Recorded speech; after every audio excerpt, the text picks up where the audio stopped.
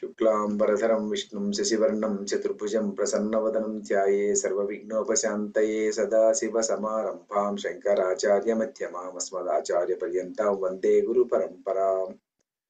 Bhagavad Gita 260th class ఈరోజు 260 వచ్చినాం మనము. ఈరోజు మనం లాస్ట్ క్లాస్లో 10th చాప్టర్లో 24 వరకు అయిపోయింది. 24 అయిపోయింది. సో రుద్రాణం నుంచి చెప్పాలన్నమాట. ఎవరెవరు నేర్చుకున్నారో చేతులు ఎత్తితే ఎవరెవరు నేర్చుకున్నారు? పాప ప్రణీష నేర్చుకునింది, తర్వాత విరాటు, ప్రీతం దత్త, మనస్వి, స్మృతి అందరూ నేర్చుకున్నారు. శ్రీవిభ నేర్చుకోలేదమ్మి, మేధ నేర్చుకునింది. టైం లేదా నీకు ఈసారి?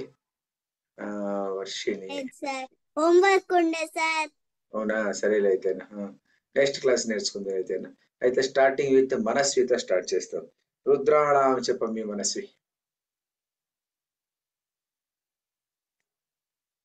రుద్రాణం శంకరశ్చాస్మి విత్తేషు రక్షసాం పశూనాం పావకశ్చాస్మి మేరు శిఖరి నామహం. Very good. నెక్స్ట్ కురు దశ ముఖ్యమాం విత్తేషు విద్ధిపల్త బృహస్పతిం శేతానన వహం స్కందః సరసామస్మి సాగరః. వెరీ గుడ్, బాగా చెప్పినావు, మీరు చాలా బాగా చెప్పినావు. ఇంకొకటి అడిగితే చెప్తావా? ఆదిత్యానామహం విష్ణు చెప్తావా? చెప్పు. ఆదిత్యానామహం విష్ణు జ్యోతిషం పవిత్రం సుమాం నిత్యుర్నాథం మస్మి నక్షత్రానామహం శశి. వెరీ గుడ్, చాలా బాగా చెప్పినావు. గుడ్ గుడ్, బాగా చెప్పినావు. Good, very good. మనస్వి బాగా చెప్పింది. మనస్వి అయిన తర్వాత మేధ చెప్పమి. రుద్రాణం శంకరశ్చాస్మి చెప్పమా. రుద్రాణం శంకరశ్చాస్మి విత్తేషు రాక్షసాం వసూనాం పావకశ్చాస్మి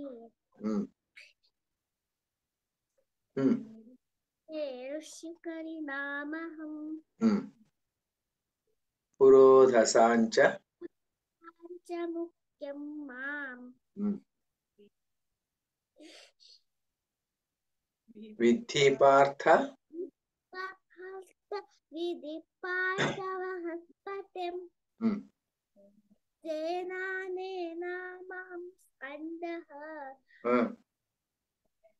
సరసామస్మి సాగరః. Very good.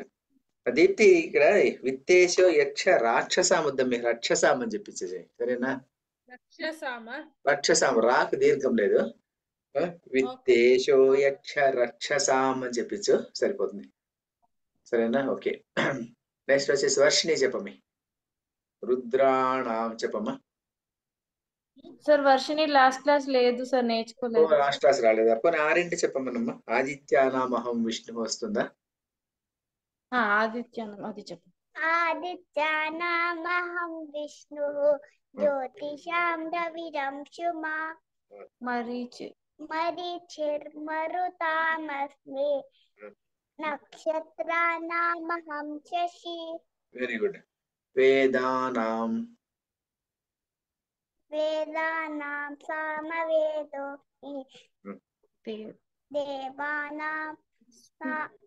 దేవానామస్మి వాసవః ఇంద్రియాణమహం మనశ్చాస్మి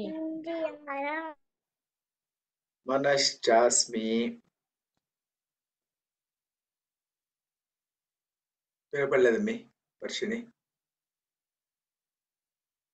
స్టక్ అయిపోయింది ఇంటర్నెట్. ఇప్పుడు చెప్పు. ఇంద్రియాణం ఏమో ప్రాబ్లం అయింది ఇంటర్నెట్. సరే స్మృతి చెప్పమి. రుద్రాణం శంకరశ్చాస్మి చెప్పమా. रुद्राणां शङ्करश्चास्मि Hmm. वितेशो यक्षरक्षसां Hmm. वसूनां पावकश्चास्मि Hmm. मेरुश् मेरुशिखरिणामहम् पुरोधसाञ्च मुख्यं माम् पुरोदशाञ्च मुख्यं मां विद्धि पार्थ बृहस्पतिं सेनानीनामहं स्कन्दः सरसामस्मि सागरः. Very good. నేర్చుకున్నావా? ఇంకా బుక్ చూసి చెప్తున్నావా? మీ ಬರತ್ತಾ ಇಲ್ದಿದ್ರೆ ಬುಕ್ ನೋಡ್ಕೊಂಡು ಹೇಳ್ತಾ ಇದೀಯಮ್ಮ? ಬುಕ್ ನೋಡ್ಕೊಂಡು ಹೇಳ್ತೀನಿ. ಕಲ್ತ್ಕೋಬೇಕಾದ್ರೆ ಮನೆಯಲ್ಲಿ ಕೂತ್ಕೊಂಡು 5-6 ಸಾರ್ತಿ ಪ್ರಾಕ್ಟೀಸ್ ಮಾಡಿದ್ರೆ ಬರುತ್ತೆ. సరేనా? ఓకే. శ్రీబిబా నేను చెప్పిస్తే చెప్తావా? చెప్పు. సార్ రుద్రాణం శంకరశ్చాస్మి. रुद्राणां शङ्करश्चास्मि वित्तेशो यक्षरक्षसां वसूनां पावकश्चास्मि सरसामस्मि सागरः मेरुशिखरिणामहम् पुरोधसाञ्च मुख्यं मां विद्धि पार्थ बृहस्पतिं सेनानेनाम् अहं स्कन्दः सरसामस्मि సాగరః. Very good. గుడ్. పర్వాలేదు, బాగా నేర్చుకుని కొంచెం గట్టిగా నేర్చుకుంటే వచ్చేస్తుంది. విరాట్ చెప్పమ్మా. విరాట్ చెప్పు. పురోధసాంచ రుద్రాణాం శంకరశ్చాస్మి ఋషికరిణామహం వసూనాం పావకశ్చాస్మి ఋషికరిణామహం रुद्राणां शङ्करश्चास्मि वित्तेशो यस्मि मेरुशिखरिणामहम् తప్పు చెప్తారు. రుద్రాణం శంకరశ్చాస్మి విత్తేషో యక్షరక్షసాం. रुद्राणां शङ्करश्चास्मि वित्तेशो यक्षरक्षसां वसूनां पावकश्चास्मि मेरुशिखरिणामहम् पुरोधसाञ्च मुख्यं मां विद्धि पार्थ बृहस्पतिं सेनानीनामहं स्कन्दः सरसामस्मि सागरः. Very good. నువ్వు చెప్ప పట్లే ప్రీతం దత్త. रुद्राणां शङ्करश्चास्मि वित्तेशो यक्षरक्षसां वसूनां पावकश्चास्मि मेरुशिखरिणामहम् पुरोधसां च मुख्यं मां विद्धि पार्थ बृहस्पतिं सेनानीनामहं स्कन्दः सरसामस्मि सागरः. Very good. ప్రణీష చెప్పమ్మా. Yes sir. वित्तेशो यक्षरक्षसां वसूनां पावकश्चास्मि मेरुशिखरिणामहं पुरोधसाञ्च मुख्यं मां सेनानीनामहं स्कन्दः सरसामस्मि सागरः. కార్తీ చెప్పమ్మా. Yes sir. रुद्राणां शङ्करश्चास्मि वित्तेशो यक्षरक्षसां वसूनां पावकश्चास्मि मेरुशिखरिणामहं पुरोधसां च मुख्यं मां विद्धि पार्थ बृहस्पतिं सेनानीनामहं स्कन्दः सरसामस्मि सागरः. Very good.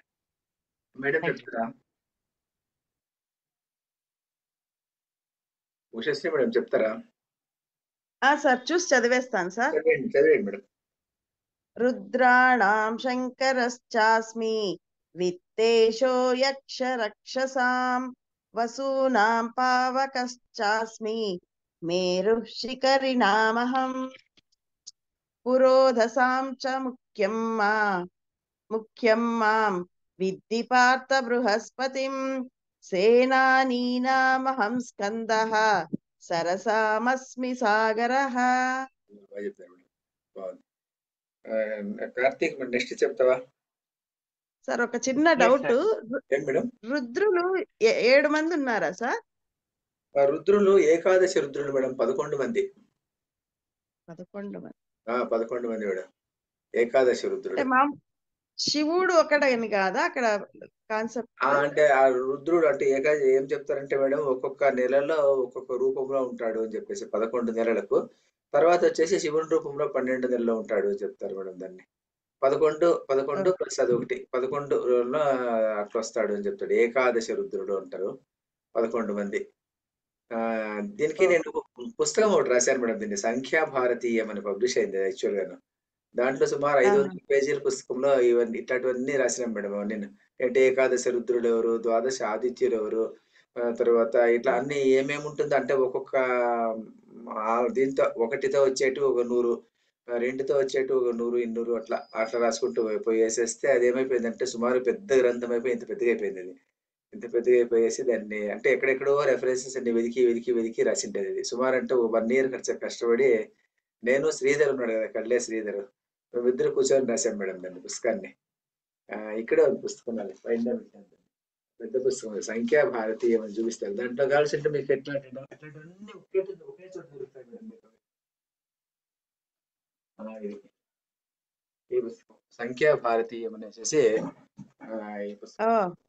ఈ పుస్తకంలో వచ్చేసి మీకు ఏమన్నాడు అంటే అన్ని ఉంటాయి మేడం. మీకు ఆల్ఫాబెటిక్ ఆర్డర్ లో రాసిస్తాం దీన్ని. ఏ రేఖ ఏ దాంట్లోకి వెళ్ళిపోయినామంటే ఏకాదశి రుద్రులు ఎవరు అనేది దీంట్లో ఉంటుంది. పంచకూపాలు అంటే ఏమిటంటే పంచకేదారములవి, పంచకేశవాలయాలవి, పంచకావ్యములవి, షడ్విధ సమాధులు, షడ్విధ హాసములు, షణ్మత స్థాపనాచార్యులు, ఇట్లా ఏమన్నా తీసుకోండి మేడం. ఇవన్నీ ఆల్మోస్ట్ అన్ని కవర్ చేసి సుమారు 124 వరకు అట్లా రాసినాం మేడం. 124 వరకు వచ్చింది. ఇది 1 ఇయర్ కష్టపడ్డాం మేడం దీన్ని రాయడానికి. మేము దాన్ని చదివేందుకు ఎంతసేపు పడుతుందో తెలియదు. చదివేదంటే మరి చదివినా కూడాను ఇవన్నీ మాకు గుర్తులేదు మేడం. రాసినాం అంతే. అది ఇప్పుడు చెప్పమంటే చెప్పేదానికి అయ్యలేదు. మరి సప్తవిధ వివాహ యోగ్య కన్యలు ఎవరు అట్లా ఏంటో కొన్ని రకరకాలవి అన్ని దీంట్లో పంచలోహంలో ఉంటాం కదా మనం, పంచలోహాలు అంటుంటాం కదా, పంచలోహంలేమి, పంచలింగ ఆలయాలేమి, ఇట్లాంటివన్నీ దీంట్లో వచ్చేస్తాయి మేడం. పంచతీర్థములు అట్లా పంచలో వచ్చేటివన్నీ ఓ పక్క ఉంటుంది. ఈ రకంగా మేడం అన్ని. అనుబంధ చతుష్టయం అంటే ఏమి, ఇది మేడం. ఇది ఇట్లాది కానీ ఒకటి దగ్గర పెట్టుకుంటే కానీ మీకు వెరిఫై చేసుకునేదానికి ఈజీగా ఉంటుంది మేడం. దాన్ని పబ్లిష్ అయిందా సార్? అది అయిపోయింది మేడం, అమెజాన్ లో దొరుకుతుంది మీకు. అది సంఖ్యా భారతి కొడితే కూడా వచ్చేస్తుంది. అయితే నేను దానికి కాపీలు నా దగ్గర లేవు మేడం, మొన్ననే ఇచ్చిండేవాడిని నేను. కాపీలు నాకు వాళ్ళు తక్కువ ఇచ్చారు, దాన్ని 3 కాపీలు ఇచ్చారు. నేను ఒకటి పెట్టుకున్నా, శ్రీధర్ ఒకటి పెట్టుకుందని, ఇంకొకటి అది ఎవరు అంకితం ఇస్తాం కదా ఆయనకి అంకితం ఇచ్చేదానికి అట్లా పర్వాలేదు సార్, అమెజాన్ లో చూస్తాం.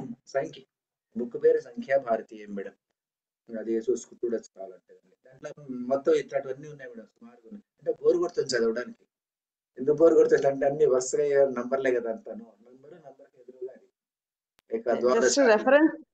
రెఫరెన్స్ బాగుంటుంది మేడం, రెఫరెన్స్ బాగుంటుంది అట్లా. అది మేడం. నెక్స్ట్ ఎవరు అందరిది అయిపోయింది కదా, కార్తీక్ చెప్పపా. మహర్షీణాం భృగురహం మహర్షీణాం భృగురహం మహర్షీణాం భృగురహం మహర్షీణాం భృగురహం గిరామస్మ్యేకమక్షరం గిరామస్మ్యేకమక్షరం గిరామస్మ్యేకమక్షరం గిరామస్మ్యేకమక్షరం మహర్షీణాం భృగురహం గిరామస్మ్యేకమక్షరం మహర్షీణాం భృగురహం గిరామస్మ్యేకమక్షరం మహర్షీణాం భృగురహం గిరామస్మ్యేకమక్షరం మహర్షీణాం భృగురహం గిరామస్మ్యేకమక్షరం యజ్ఞానాం జపయజ్ఞోస్మి యజ్ఞానాం జపయజ్ఞోస్మి యజ్ఞానాం జపయజ్ఞోస్మి యజ్ఞానాం జపయజ్ఞోస్మి స్థావరాణాం హిమాలయః స్థావరాణాం హిమాలయః స్థావరాణాం హిమాలయః స్థావరాణాం హిమాలయః మహర్షీణాం భృగురహం గిరామస్మ్యేకమక్షరం యజ్ఞానాం జపయజ్ఞోస్మి స్థావరాణాం హిమాలయః మహర్షీణాం భృగురహం గిరామస్మ్యేకమక్షరం యజ్ఞానాం జపయజ్ఞోస్మి స్థావరాణాం హిమాలయః మహర్షీణాం భృగురహం గిరామస్మ్యేకమక్షరం యజ్ఞానాం జపయజ్ఞోస్మి స్థావరాణాం హిమాలయః మహర్షీణాం భృగురహం గిరామస్మ్యేకమక్షరం యజ్ఞానాం జపయజ్ఞోస్మి స్థావరాణాం హిమాలయః. Very good. పిఎంసిబి వచ్చేది హ్యాండ్ రైజ్ చేస్తాను చెప్తావా? చెప్పండి. మహర్షీణాం భృగురహం మహర్షీణాం భృగురహం గిరామస్మ్యేకమక్షరం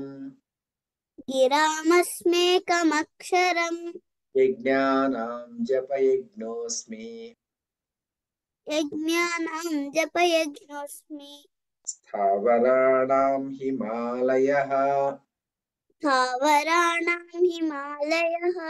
సార్, ఆ, జపయజ్ఞం అంటే జపం చేసేదా? జపం చేసేది జపం పట్టుకున్న మాల జపం చేసేదా అథవా యజ్ఞం అది? జపం చేసేదే ఒక యజ్ఞం. జపం చేస్తాం కదా మనం మామూలుగా రుద్రాక్షలు తీసుకొని జపం చేస్తాం కదా, 108 సార్లు చేస్తాం కదా, అదే యజ్ఞం అంటాడు. అదే విష్ణు స్వరూపం అంట జప యజ్ఞం. అంటే అన్ని యజ్ఞాల కన్నా అది శ్రేష్టమైనది ఆయన ఉద్దేశం, శ్రీకృష్ణ పరమాత్మ ఉద్దేశము. యజ్ఞానాం జపయజ్ఞోస్మి. ఉండే యజ్ఞాలు ఏమేమి యజ్ఞాలు ఉన్నాయో ఆ యజ్ఞాల్లో నేను జపయజ్ఞము అని చెప్తాను అనమాట దాన్ని. అట్లా సరేనా? ప్రణీష చెప్పమ్మా. మహర్షీణాం భృగురహం చెప్పమ్మా ప్రణీష. మహర్షీణాం భృగురహం గిరామస్మేకమక్షరం యజ్ఞానాం జపయజ్ఞోస్మి స్థావరాణాం హిమాలయః. Very good. మేధా చెప్తావా? నీళ్ళు తాగుతున్నావా? తాగే నువ్వు అయితే మళ్ళీ వేరే వాళ్ళు తడుగుతా నీళ్ళు. ప్రీతం దత్త చెప్పమ్మా. Pritam Dutta yes sir. చెప్పు. మహర్షీణాం భృగురహం గిరామస్మైకమక్షరం యజ్ఞానాం జపయజ్ఞోస్మి స్థావరాణాం హిమాలయః. ఫస్ట్ లైన్ మాత్రం చెప్పు. మహర్షీణాం భృగురహం గిరామస్మైకమక్షరం. గిరామస్మైక కాదు, గిరామస్మేకమక్షరం. Okay sir. గిరామస్మైకమక్షరం. గిరాం అస్మి ఏకం అక్షరం. అన్ని పదాలు అక్కడ. గిరామస్మేకమక్షరం. గిరామస్మైకమక్షరం. గుణసంఖ్య అక్కడ. గిరామస్మేకమక్షరం. సరేనా? ఓకే. Okay sir. నెక్స్ట్ వచ్చేసి మేధా చెప్పమ్మా. నేను నువ్వు చెప్పరా? చెప్పే విరాట్ చెప్పు. మహర్షీణాం భృగురహం గిరామస్మైకరక్షమం మక్షరం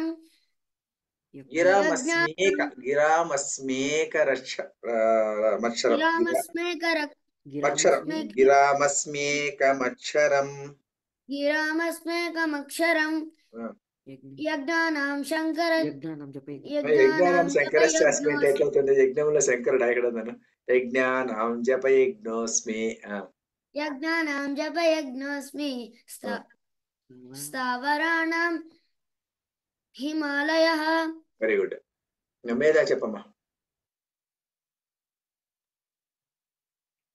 మహర్షీణాం భృగురహం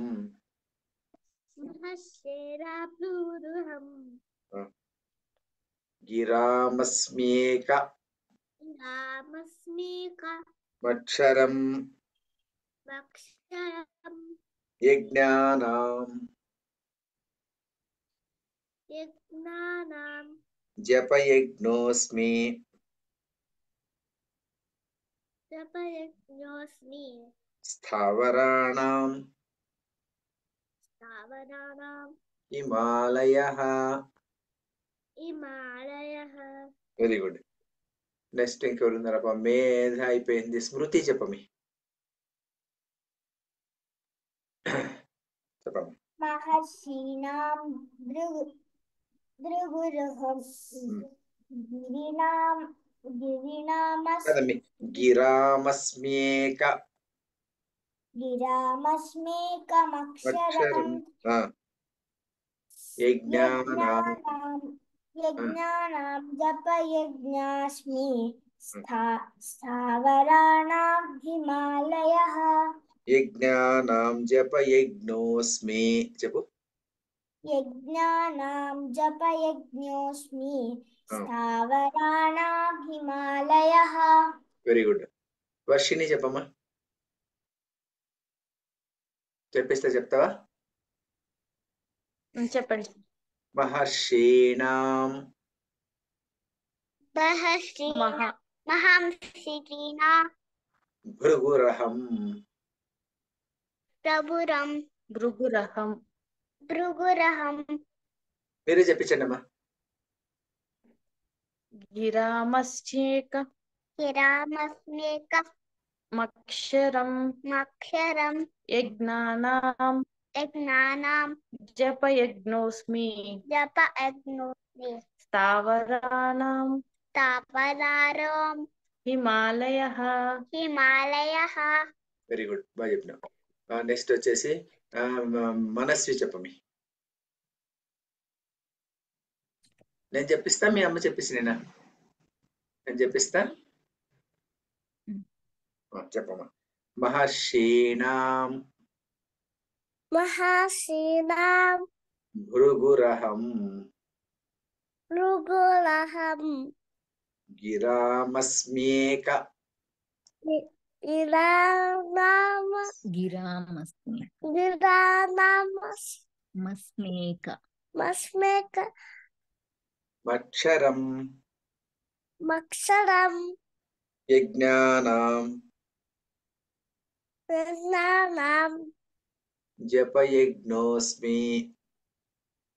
జపయజ్ఞోస్మి స్థావరాణాం హిమాలయః. Very good. బాగా చెప్పినావు. నెక్స్ట్ మేడం చెప్తారా? ఉషశ్రీ మేడం చెప్పండి మేడం. సార్. మహర్షీణాం భృగువరహం గిరామస్మేకమక్షరం యజ్ఞానాం జపయజ్ఞోస్మి స్థావరాణాం హిమాలయః. అంతే మేడం. అందరిది అయిపోయింది కదా. మేధాది అయిపోయింది, శ్రీవిభ అయిపోయింది, వీళ్ళది అయిపోయింది, అందరిది అయిపోయింది. ఈరోజు ఒకటే చాలు. ఎందుకంటే నెక్స్ట్ క్లాస్ కలిసినప్పుడు ఈ 25 శ్లోకాలు అయిపోయినాయి కదా. ఇప్పుడు 25 శ్లోకాలు బాగా గట్టిగా నేర్చుకొని వచ్చేయండి. 25 గట్టిగా నేర్చుకొని వస్తే నేను అక్కడక్కడ అడుగుతాను. సరేనా? అక్కడక్కడ అడుగుతాను, చెప్పండి. 25 శ్లోకాస్ బాగా నేర్చుకొని రండి. మళ్ళీ నెక్స్ట్ ట్యూస్డే, నెక్స్ట్ ఫ్రైడే కదా, మంగళవారం, బుధ, గురు 2 డేసే ఉంది. 25 శ్లోకాస్ బాగా గట్టిగా చదువుకొని వచ్చేస్తే ఇప్పుడు ఒక శ్లోకమే చాలు. ఒకవేళ ఈ శ్లోకం రాకపోయినా పర్వాలేదు, అట్లీస్ట్ 24 శ్లోకాలు గట్టిగా చదువుకొని వస్తే ఏదో ఒకటి అడుగుతాను. సరేనా? సరే. నెక్స్ట్ ఎవరైనా ఏమైనా యాక్టివిటీ చేస్తారా ఈరోజు? స్మృతి చేస్తుందంట. ఇంకెవరైనా ఏమైనా చేస్తారా? అడుగుదాం. ఫస్ట్ అందరినీ అడిగేస్తాం. కార్తీక్, ఈ మధ్య నువ్వేం చేయలే. విరాట్ మీరు పురుష సూక్తం చెప్పినారు కదా. పురుష సూక్తం చెప్పినావు కదా. పురుష సూక్తం చెప్పబ్బా. పురుష సూక్తం మర్చిపోయాను, అందుకే నువ్వే గుర్తు చేయాలి. నేను మర్చిపోయినా. చెప్పైతే. Yes sir, 1 minute. ఒక్క నిమిషం. నోటికి వస్తుందా? బుక్ చూసుకొని చెప్తావా? ఎట్లయినా పర్వాలే. బుక్ చూసుకొని చెప్పినా కూడా పర్వాలే. పురుష సూక్తం మంచిది కదా, చెప్పు. బుక్ చూసుకునే చెప్పు, పర్వాలే.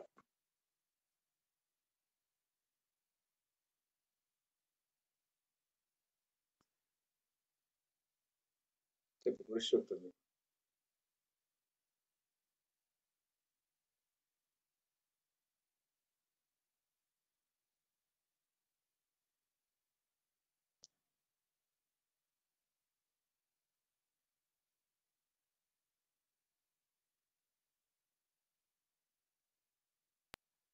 यस सर।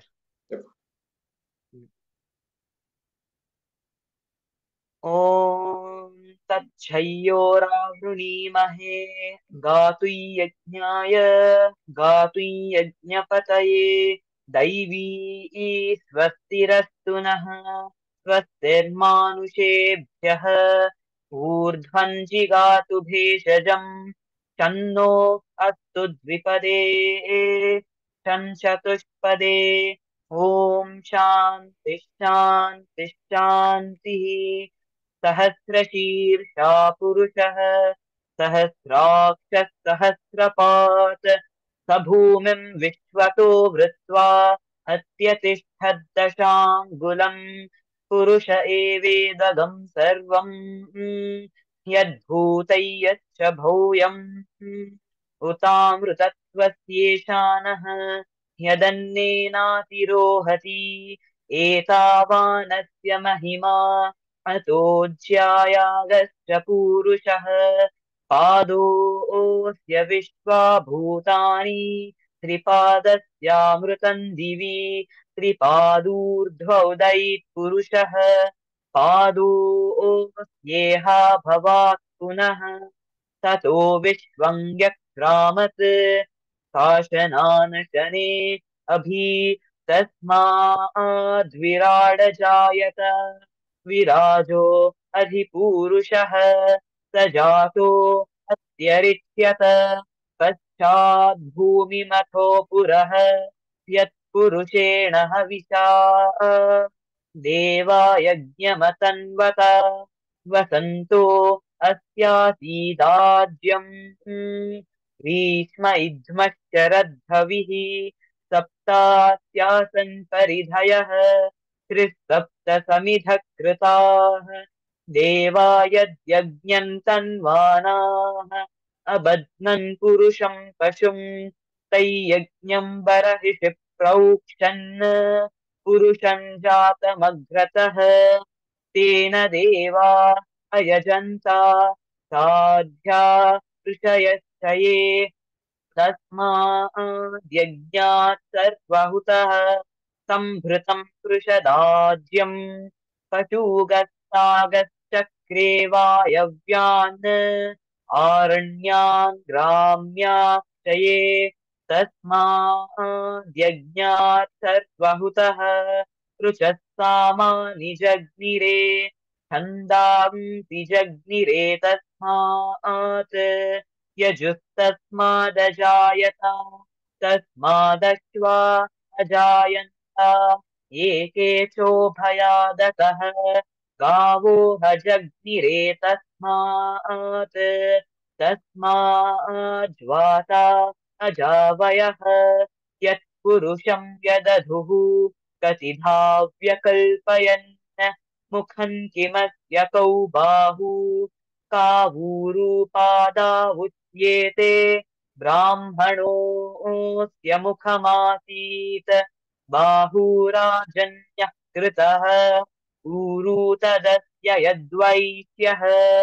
अध्याशूद्रो अजायत चन्द्रमा मनसो जातः चक्षोः सूर्यो अजायत मुखादिन्द्रश्चाग्निश्च प्राणाद्वायुरजायत नाभ्या आसीदन्तरिक्षम् शीर्ष्णोद्यौ समवर्तत पद्भ्याम् भूमिर्दिशश्रोत्रात् तथा लोकान् अकल्पयन् वेदाहमेतं पुरुषं महान् आदित्यवर्णं तमसस्तु पारे सर्वाणि रूपाणि विचित्य धीरः नामानि कृत्वाभिवदन् यदा ते धाता पुरस्ताद्यमुदा जहार चक्रः प्रविद्वान् प्रदिशस्ततस्रः तमेवं विद्वानमृत इह भवति नान्यः पन्था अयनाय विद्यते यज्ञेन यज्ञमयजन्त देवाः तानि धर्माणि प्रथमान्यासन् ते हनाकं महिमानः सचन्ते यत्र पूर्वे साध्याः सन्ति देवा अभ्यस्तम्भूतः पृथिव्यैरसाश्च विश्वकर्मणः समवर्तताधि तस्य त्वष्टा विदधद्रूपमेति तत्पुरुषस्य विश्वमाजानमग्रे वेदाहमेतं पुरुषं महान्तम् आदित्यवर्णं तमसः परस्तात् तमेवं विद्वानमृत इह भवति नान्यः पन्था विद्यते यनाय प्रजापतिः चरति गर्भे अन्तः जायमानो बहुधा विजायते तस्य धीराः परिजानन्ति योनिम् मरीचीनां पदमिच्छन्ति वेधसः यो देवेभ्य आतपति यो देवानां पुरोहितः पूर्वो यो देवेभ्यो जातः नमो ऋचाय ब्राह्मये ऋचं ब्राह्मन् जनयन्तः देवा अग्रे तदब्रुवन् यत्त्वैवं ब्राह्मणो विद्यात् तस्य देवा तन्वशे ह्रीष्यते लक्ष्मीश्च पत्न्यौ अहोरात्रे पार्श्वे नक्षत्राणि रूपम् विनौ व्यास्तम् इष्टं मनिषा अमुं मनिषाण सर्वं मनिषाण ॐ तच्छयोरावृणीमहि गातुयज्ञाय गातुयज्ञपतये दैवी स्वस्तिरस्तु नः गिरामस्मेकमक्षरम् ऊर्ध्वं जिगातु भेषजम् शन्नो अस्तु द्विपदे चतुष्पदे ॐ शान्ति शान्ति शान्तिः